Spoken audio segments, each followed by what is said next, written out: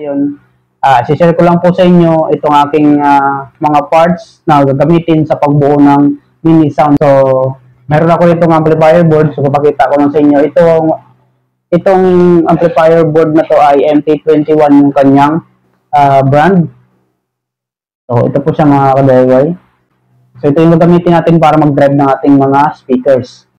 So, sa isang box, ito po yung kanyang kasama mga ka-DIY. So, yung kanyang pihitan, ito yung kanyang case harap at saka likod, at yung mga screw.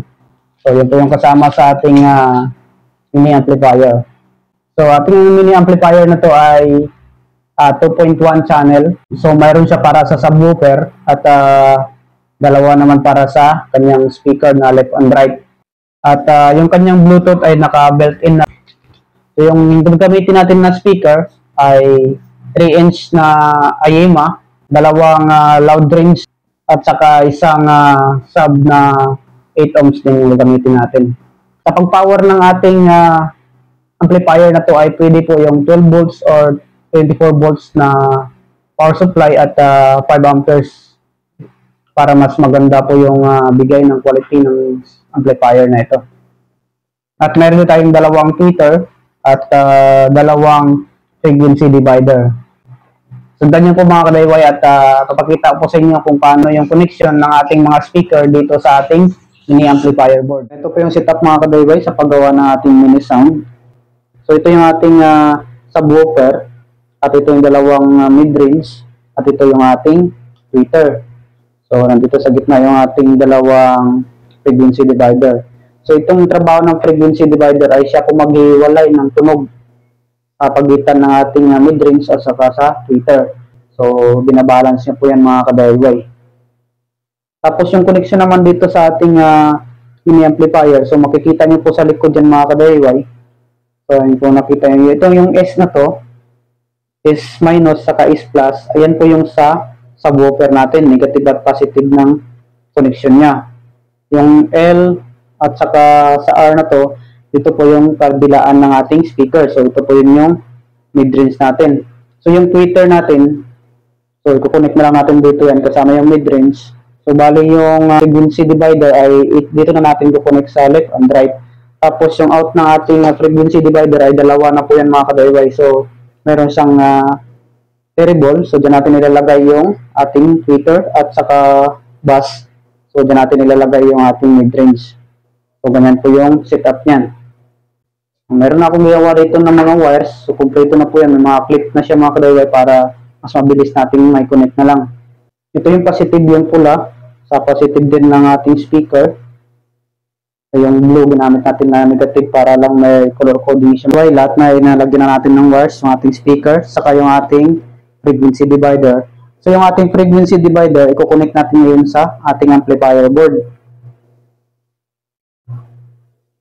Ayan, so yung left and right ng speaker dito sa amplifier, dyan natin i-connect yung ating frequency divider.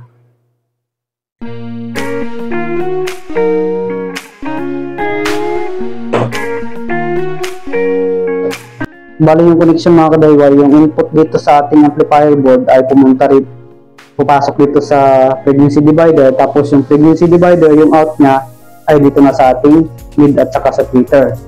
So ilagay lang natin dito yan sa bus at saka dito yung tweeter sa treble nya.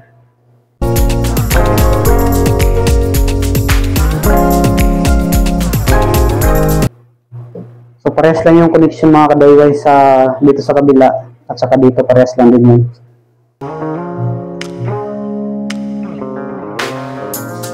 Okay, so test na natin mga ka-DIY. Mayroon tayo ditong power supply.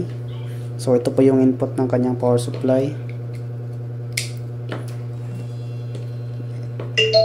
Okay, so ayan, gumana na siya. Ito po yung kanyang ilaw para malaman natin na open. At yung kanyang switch ay dito rin mga ka-DIY. Pihitin nyo lang ito. Ayan. So pag narinig yung click ay ibig sabihin off na po yan. Kapag in-on nyo, automatic na iilaw yung kanyang ilaw. So test na natin siya. Kukonek natin sa music mga ka-DIY. Yung Bluetooth lang natin. So yung kanyang Bluetooth mga kadayway, yan po yung kanyang Bluetooth. So connect na lang natin. Tapos pair. Okay, ready na tayo magpa-music.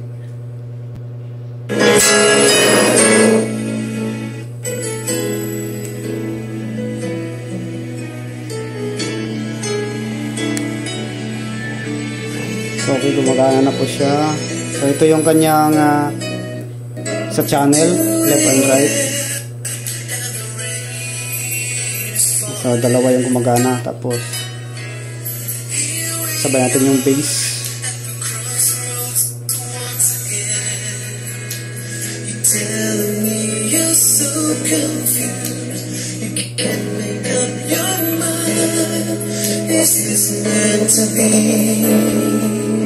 So yung kanyang bass.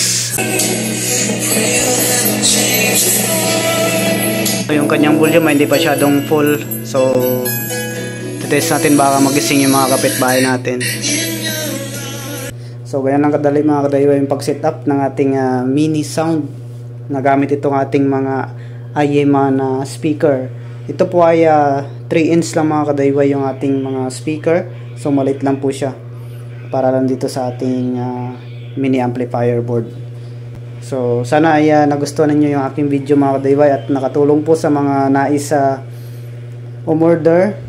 Link ay nasa description. So ayan na po mga kadayway. So maraming salamat po sa panonood. Sana ay nagustuhan niyo yung video ito.